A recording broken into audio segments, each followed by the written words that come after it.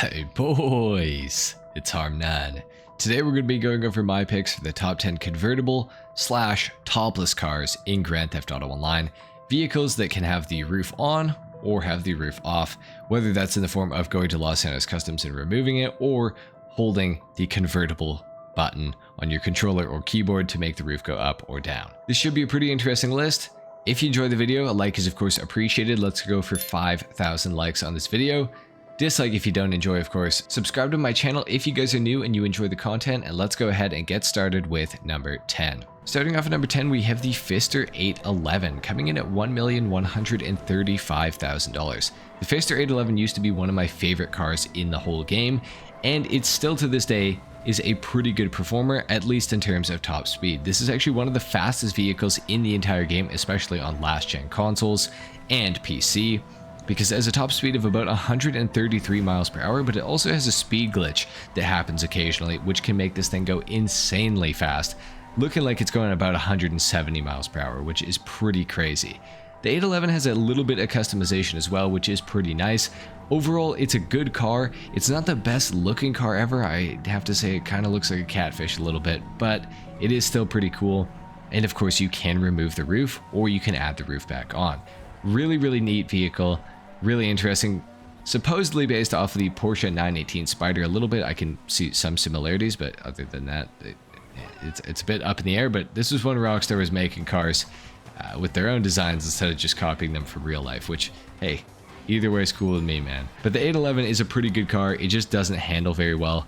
Other than that, though, great vehicle. At number 9, we have the Dinka RT3000 coming in at $1,286,250 if you have the trade price. If you don't, though, it's going to run you $1,715,000. Pretty crazy, but it is pretty cool. It is based off the Honda S2000 in real life, of course, and that car is famous for being a convertible, which is pretty cool. The RT3000 is great in GTA. It is a tuner's DLC vehicle, which means it has a ton of customization options that are available to be done to it. It has more customization than every other vehicle on this list, to be completely honest. It's crazy how much you can actually do to these vehicles from the tuner's DLC.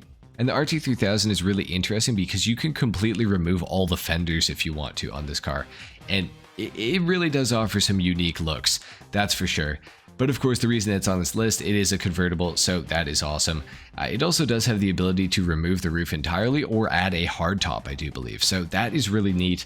The RT3000 also isn't the greatest performer ever, but it does have stance mode, which does allow the car to accelerate a lot harder in a straight line, but you will get a little bit of a handling nerf as a result. Overall, it is a pretty cool car.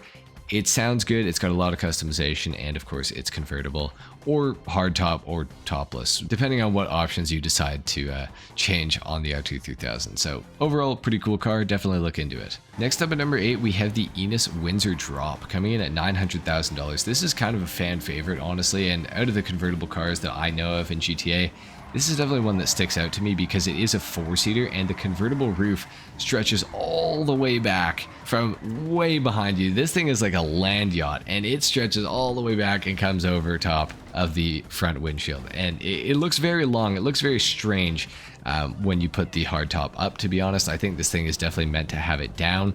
Looks a lot better with it down, that's for sure. Now, unfortunately, the Windsor Drop, it doesn't have much in the way of customization, but it is supposed to be a Rolls Royce, and it's supposed to be very luxurious, which doesn't exactly allow for a ton of modifications to be done to it in the first place. It's basically a mafia car in GTA, or a car that you get, to drive to your yacht or something like that with, up to 3 other friends. It's a very cool car. It definitely has its place in online. It's one of the most luxurious cars in the entire game. But yeah, the convertible on it's a little weird, but it is cool that it has it. I'm glad we have it in the game. That's all I got to say about that. At number 7, we have the Pfister Comet S2 Cabrio. This thing goes for $1,797,000. Honestly, a little bit on the expensive side, but it is still a pretty cool vehicle.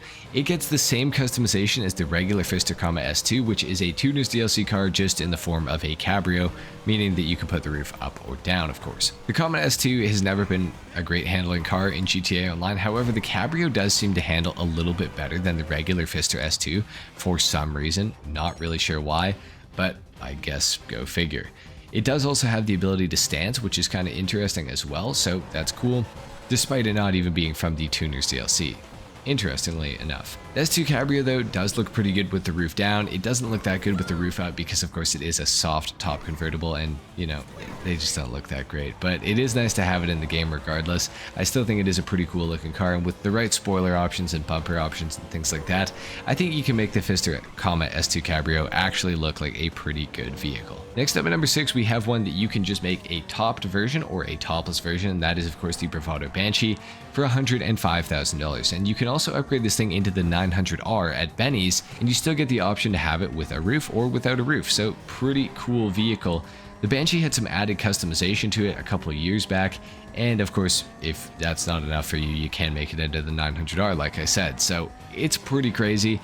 Being the 900R variant of this vehicle makes it into a supercar, so it gains a lot of top speed, some pretty good acceleration. The handling, it's not as good as it is when it's a sports car, but it is still pretty good. The Banshee doesn't have the greatest performance of all time, that's why I would honestly recommend upgrading to the 900R, but the Banshee does handle a little bit better than the 900R, so do keep that in mind. If you like handling, keep the Banshee for sure, but being that you can have the roof on or the roof off with this thing is definitely an awesome feature, and that is something great about the Banshee. At number 5, we had the Declassy Mamba, coming in at $995,000, based off the Shelby Cobra in real life, one of the greatest looking cars of all time, I must say.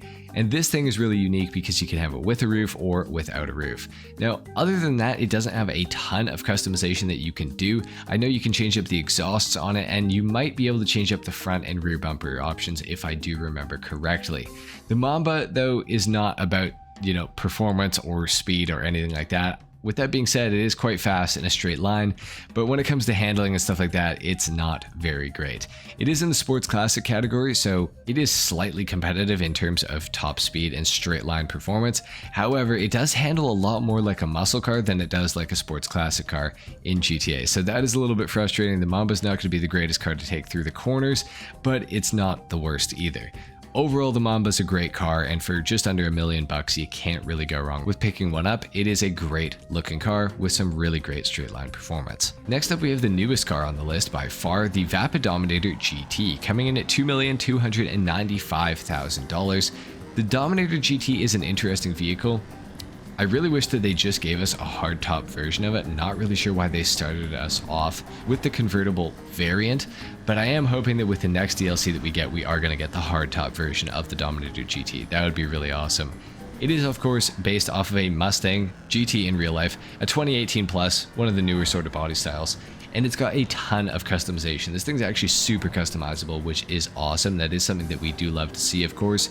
And the performance in the muscle car category is pretty good. It's definitely up there when it comes to being one of the fastest muscle cars in the entire game. It's very good top speed wise, it can go around corners extremely well, unlike Mustangs in real life, and the customization options can look really, really good on this thing if you do it right.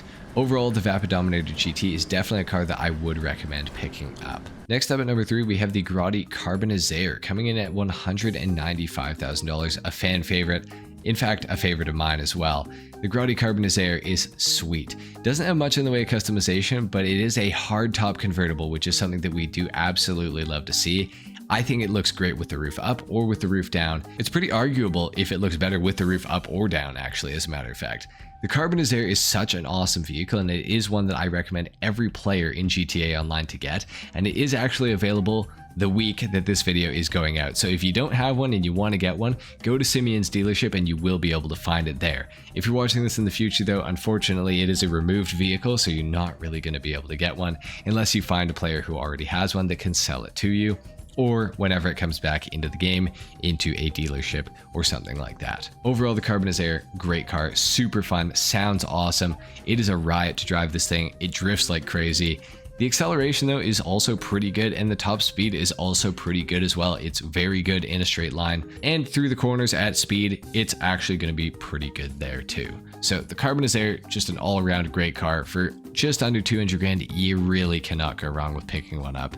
Seriously, it is such an awesome car. At number 2, we have the Invitero Coquette D10, coming in at $1,510,000. Coquette D10 is based off of the Corvette C8 in real life, and like the Corvette C8 in real life, it does have a removable roof. So that's pretty awesome. You just go to Los Santos Customs and you can add it or remove it as you like. And it's relatively cheap to do as well, which is always good. The D10 is one of the most realistic looking cars in all of Grand Theft Auto Online. It looks just like the C8 in real life, which is really sweet. It's got a ton of customization to back it up, and for just over 1.5 mil, the performance that you're going to get with the Cockhead D10 is actually quite good. It's very fast in a straight line, the handling is pretty decent on the D10 as well, and it just is a phenomenal looking car. You really can't go wrong with picking up a D10. I would advise you to get one as soon as you possibly can. Now for some quick honorable mentions, we have the Enos Cognoscenti Cabrio coming in at $185,000. Of course, this is a removed vehicle. Now the reason that I put it at an honorable mention is because it doesn't look good enough to actually make it onto the regular list. It's an ugly car. It's really, really ugly, and it doesn't have much in the way of customization, but it is a cabrio, and it does have a hard top, which is really neat. So it deserved to get onto this list, even just by an honorable mention. And for our last honorable mention, we also have the Invitero Coquette, the regular Coquette, not the D10, coming in at $140,000. You could get this thing with or without a roof on the websites, or at least you used to be able to when it was, of course, available. Now it is removed, sadly. But don't worry, no matter which version you buy, you can put a roof on it or you can take a roof off, which is pretty awesome. And other than that, it's got some pretty good customization and generally pretty decent performance. It is one of the best handling older sports cars in the entire game. So if you're interested in a Coquette, definitely get one whenever they add it back into GTA Online. And at number one, a car that a lot of people will forget that has a removable roof option. We have the Overflod Entity MT coming in at $2,355,000. The Overflod Entity MT does actually have a removable roof. I actually forgot about this option until I went to research for this video, and I saw that it actually had a removable roof, and I was reminded of this, and I was like, wow, that's actually crazy. It looks pretty good without the roof on it. At the same time, it looks a little unnatural, but it still is pretty good, and the fact that you can do it is absolutely awesome. Koenig Segs in real life, they have the roof removed, actually looks sick, and so does the Overflod Entity MT in GTA, at least mostly. Now unfortunately, the biggest problem with the Overflod Entity MT is the fact that it has engine resistance, meaning that it's not nearly as fast as it actually should be, because they copy and pasted the files from the Overflod Entity XXR, which had engine resistance, onto the new MT, but made it a little tiny bit faster. Obviously, the MT looks a lot better than the XXR, and it's actually to scale of a player, unlike the XXR is, because it's way too small. But regardless of all that, it does have a removable roof, which is pretty sweet. It's pretty quick in a straight line, it's a decent supercar, and if you play on the new gen platforms, you can get HSW on it as well, so you can make it go really, really fast and have the wind absolutely menacing your hair as you're driving down the highway at like 150 miles per hour. So anyway guys, there you have it. That's my list for the top 10 convertibles and topless cars in Grand Theft Auto Online in 2024. If you enjoyed this video, if you learned something, a like is of course appreciated, if not dislike. Subscribe to my channel if you guys are new and you enjoy this type of content. I'm going to be making lots more of this, so stay tuned for that. Thank you so much for watching. I'll see you in the next one. Till then, take care. Peace.